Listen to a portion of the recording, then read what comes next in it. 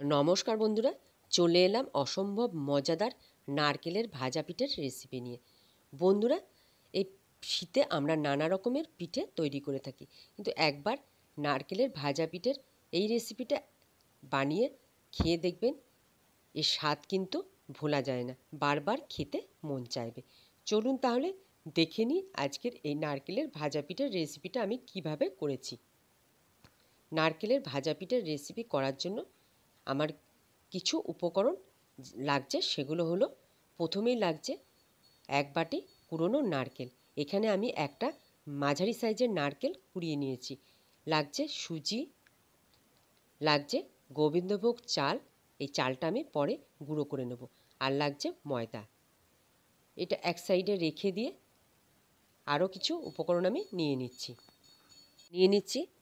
1 বাটি নলেন গুড়, একটা খেজুর গুড়ের পাটালি নিয়ে নিচ্ছি, একটা মেজারমেন্ট কাপের 1 কাপ ক্ষীর, যেটা আমি বাড়িতেই তৈরি করেছি। নিয়ে নিচ্ছি কিছুটা কিশমিশ, কিশমিশগুলো খুব ভালো করে পরিষ্কার করে ছোট ছোট টুকরো করে কেটে নিয়েছি। আর লাগছে লবণ। এবার আমি এগুলো এক সাইডে সরিয়ে রেখে একটা বড় মিক্সিং বোল নিয়ে নিচ্ছি। একটা মিক্সিং বোল নিয়ে নিলাম, তার মধ্যে সবার প্রথমে আমি কুড়োনো নারকেলগুলো দিয়ে দিচ্ছি। নারকেলের পিঠে, তার জন্য নারকেলটা বেশ অনেকটা পরিমাণে লাগবে। তার মধ্যে দিয়ে দিলাম এক বড় চামচের 2.5 চামচ মতন সুজি, দিয়ে দিচ্ছি ওই একই চামচের 1.5 চামচ মতন ময়দা, আর দিয়ে দিচ্ছি যে গোবিন্দভোগ চালটা নিয়েছিলাম সেটা খুব ভালো করে গুঁড়ো করে নিয়েছি, সেখান থেকে 2 চামচের মতন গোবিন্দভোগ চালের গুঁড়ো দিয়েছি। দিয়ে দিচ্ছি কিশমিশের টুকরোগুলো, আর দিয়ে দেবো স্বাদ মতন লবণ। লবণটা একটু বুঝে দেবেন, কারণ খুব বেশি যদি পিঠের মধ্যে লবণ লাগে মুখে, তাহলে কিন্তু খেতে ভালো লাগবে না। আর দিয়ে দিচ্ছি যে পাটালিটা নিয়েছিলাম সেটা গ্রেটারের সাহায্যে গ্রেট করে অর্ধেকটা পাটালি দিয়ে দিলাম। এবার দিয়ে দিচ্ছি যে ক্ষীরটা আমি নিয়েছিলাম সেই ক্ষীরটা দিয়ে দিলাম। আমি এখানে ক্ষীর দিয়ে করছি, আপনারা চাইলে যদি ক্ষীর দিতেও পারেন, যদি ক্ষীর থাকে ক্ষীর দেবেন, না হলে ক্ষীরের বদলে আমুল দুধ দিতে পারেন। দিয়ে দিচ্ছি যে নলেন গুড়টা নিয়েছিলাম সেখান থেকে 3 চামচের মতন নলেন গুড় দিয়ে দিলাম। খুব ভালো করে চামচের সাহায্যে সমস্ত উপকরণগুলোকে একটু সময় নিয়ে মিশিয়ে নিতে হবে। খুব ভালো করে মিশিয়ে নিতে হবে, যাতে সুজি, চালের গুঁড়ো, ময়দা, নারকেলের সাথে খুব ভালোভাবে মিশে যায়। খুব ভালো করে আমি একটু সময় নিয়ে সব কিছু মিশিয়ে নিয়েছি। সব কিছু মেশানো হয়ে গেছে। এবার একটু একটু করে দুধ দিয়ে আমি এই মিশ্রণটাকে একটু পাতলা করে নেব। খুব বেশি পাতলা করব না, আবার খুব বেশি ঘন করব না। দুধটা অল্প অল্প করে দেব। আমি 2 বার দিয়েছি দুধটা। দেখুন মিশ্রণটা আমার একদম রেডি হয়ে গেছে। এবার আমি ঢাকা দিয়ে আধ ঘন্টার মতন এইভাবে রেখে দেব। এতে সুজিগুলো অনেকটাই ফুলে যাবে। চালের গুঁড়ি দেওয়া আছে, সব কিছু খুব ভালোভাবে ফুলে, দেখুন মিশ্রণটা আধ ঘন্টা পর আমি ফিরে এলাম, মিশ্রণটা কতটাই ফুলে গেছে।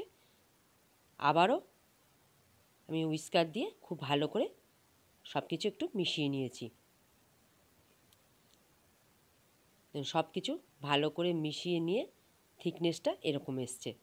খুব বেশি পাতলাও করা যাবে না, আবার খুব বেশি পুরু করা যাবে না।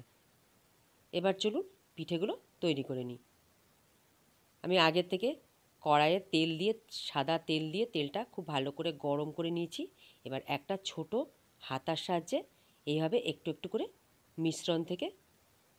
মিশ্রণ তেলের মধ্যে দিয়ে দিচ্ছি।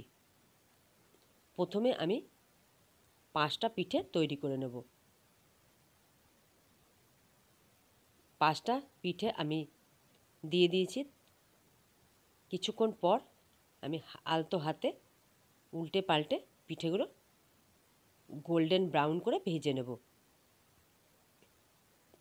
একটু সময় নিয়ে এই পিঠেগুলোকে ভাজতে হবে, যেন ভেতর পর্যন্ত খুব ভালোভাবে ভাজা হয়ে যায়।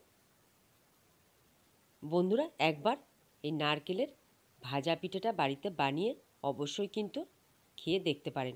খেতে কিন্তু খুবই ভালো হয় আর অনেক দিন পর্যন্ত স্টোর করা যায় এই পিঠেটা। দেখুন এই 5টা পিঠে আমার তৈরি হয়ে গেছে। আবারও ওই একইভাবে বাকি পিঠেগুলো আমি তৈরি করে নেব। আমি এইভাবে হাতা দিয়েছি, আপনারা চাইলে হাতে দিয়েও এই পিঠেটা তৈরি করে নিতে পারেন। দেখুন সমস্ত নারকেলের ভাজা পিঠেগুলো তৈরি করে নিয়ে চলে এলাম। বন্ধুরা, পিঠেগুলো খুবই নরম হয়েছে আর খেতে কিন্তু অসাধারণ হয়েছে। দেখুন একটা পিঠে আপনাদের আমি ভেঙে দেখিয়ে দিচ্ছি। খুবই নরম এই নারকেলের ভাজা পিঠেগুলো কিন্তু হয়েছে। বন্ধুরা, আজকের এই অসম্ভব মজাদার নারকেলের ভাজা পিঠের রেসিপিটা আপনাদের নিশ্চয়ই ভালো লেগেছে। আপনারাও একবার এইভাবে বাড়িতে বানিয়ে খেয়ে কমেন্ট বক্সে কমেন্ট করবেন আপনাদের কেমন লেগেছে এই নারকেলের ভাজা পিঠার রেসিপিটা। আজকের এই নারকেলের ভাজা পিঠার রেসিপিটা ভালো লাগলে লাইক করবেন, শেয়ার করবেন, আর যারা নতুন বন্ধু আছেন তাদের কাছে অনুরোধ রইল চ্যানেলটাকে সাবস্ক্রাইব করে পাশে থাকবেন। আজ এখানেই শেষ করছি।